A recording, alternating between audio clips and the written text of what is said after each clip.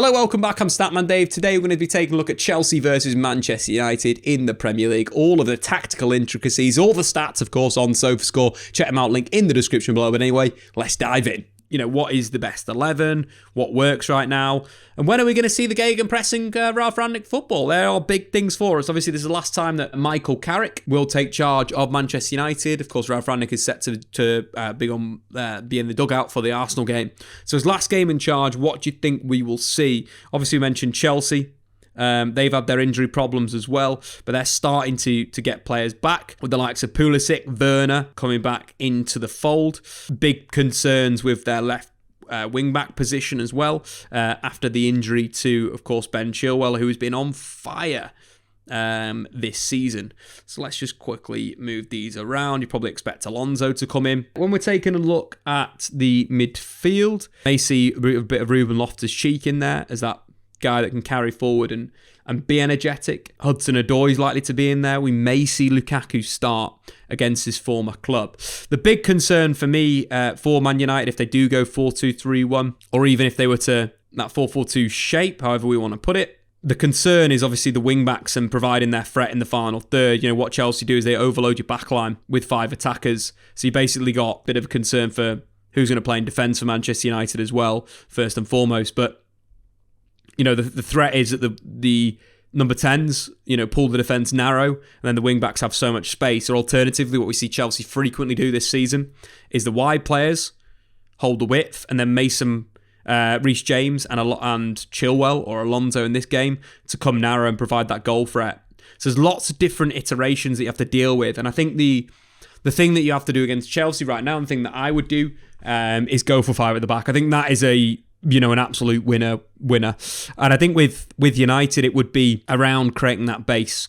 So having an Alex Telles come in, Luke Shaw move to left centre-back to kind of deal with that narrow threat, and Alex Telles as a full-back, Freddie McTominay in midfield, Bruno as a number 10, behind Ronaldo and Marcus Rashford. I think one of the big things for Manchester United is pulling wide. One of the things I felt that Leicester could have done last week is stretch that back 3 and have them in the wide positions and then be making those runs from out to in for Manchester United. I thought from Leicester's perspective with Lookman and with Harvey Barnes, it was carrying the ball and driving at the back line. But I think for United, it could be those runs in behind with Bruno providing that final ball in behind the defence. There's going to be a backs against the wall type performance. I think Bruno's going to have a lot of work dealing with the threat.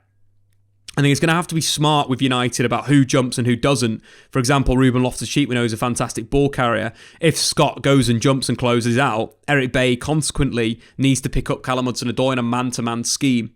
That's something that will come with the gegenpressing style that United will have under Ralf Rangnick. But at the same time, I think with what United need to do this weekend is have that man-to-man scheme and that adopting that approach in terms of if one's going to go and press, be super duper aggressive, press out. You've got quite a mobile backline in Eric Bailly, Luke Shaw and Victor Lindelof. Go out and be aggressive. We know the threat that Chelsea's wing-backs hold. You've got to deal with them 1v1. I think from a Chelsea perspective as well, in terms of their build-up and their kind of structure, it is, kind of getting Callum Hudson-Odoi the ball in these types of spaces and then running at an Eric Bailly and looking to either create for a Lukaku or a Werner.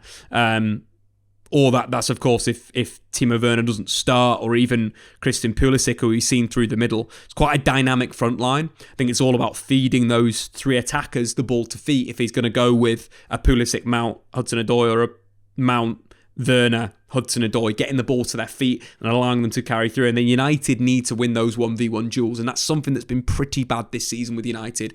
Tackle stats are terrible, one of the worst in the league. Pressing stats not great at all, which will massively change under Ralf Rangnick and change Manchester United. But I do think it's got to be a back 5 up against Chelsea. You have to deal with those wing-backs. You've got to negate one of their biggest strengths and then look to the pace. I wouldn't even mind it if it was a super wide positioning from even like a kind of wide front 3 to then break, or even leaving Bruno Fernandes in a number 10 position and defending 5-4-1 and then breaking. and then attacking these outside centre-backs. Because I believe you can get their outside centre-backs. Obviously, you want to kind of maybe deal with Ruben Loftus-Cheek, so you could, flip it and be a little bit more aggressive in midfield, but I do believe you've got to create that, a bit of defence on that back line with your two holding midfielders. So there's quite a lot of intricacies in this game of where it could be won and lost. But I think at wing back, negate the wing backs, look to counter in behind for United. I think getting Mason Mount, Pulisic and Hudson-Odoi on the ball for Chelsea is going to be crucial for them. Let's take a look at some stats. Chelsea, only side that Cristiano Ronaldo has faced the most without scoring a league goal against. 10 games, 0 goals. Although his one goal against Chelsea did come in the Champions League final, of course, back in 2008. Reece James is averaging 0.66 assists per 90, the best rate of any defender in the Premier League and the second best rate to any player behind Paul Pogba. Marcus Rashford, why he should start in this game, has scored 5 goals against Chelsea. He's only scored more goals against Leicester City in his career. Manchester United's defensive numbers were a bit better, 0.8 expected goals conceded against Villarreal midweek. The first time they've conceded less than a goal of XG in a Champions League game this season. Much better pressing and defensive structure. Chelsea this season have scored more goals than any other side of the league, and 13 have come from open play. So it's going to be big for Manchester United to concentrate in this back five and allow them to counter-attack and break this season. The revolution is coming. Long term, we'll see more of that kind of gegenpressing style. We'll see more of a potential front line of Cristiano Ronaldo, Bruno Fernandes wide left, Rashford as that pressing forward, throwing in, a Jadon Sancho into the mix and going 4-4-2 and sitting compact and sitting narrow. Could this work from a transitional perspective against this Chelsea team? Again, Chelsea will have the advantage at wing back, but you're looking at that instant style, ball into the channel, everybody presses up. Everyone is super aggressive. The forwards are super aggressive. You go and win that second ball. You press the likes of Rudiger, Thiago Silva and Azpilicueta. That is the future of Manchester United. You could also see, it being in a 3-5-2. That is another structure that Ralf Rangnick has previously used. Throwing a Luke Shaw in there, as we mentioned, Luke Shaw left centre back, but having that pressing structure and pressing style that Eric Bailly, providing that long ball up and then the counter press. And then you're getting Rashford, Ronaldo, Bruno, McTominay, Wan-Bissaka involved. That's the level of where United are going. Exciting times. But this game's going to be a difficult one for United. Wing-backs, controlling them, very important. Thanks for watching, guys. Get into the comments below. Give me your score predictions. Michael Carrick's last game as Manchester United manager before Ralf Rangnick takes charge. Let's get this party started. Get in the comments below, guys. Of course, your score predictions. Who you think Ralf Rangnick's going to start at United and all that good stuff. I've been Statman Dave. Check out SofaScore. Subscribe if you're new. We'll see you later.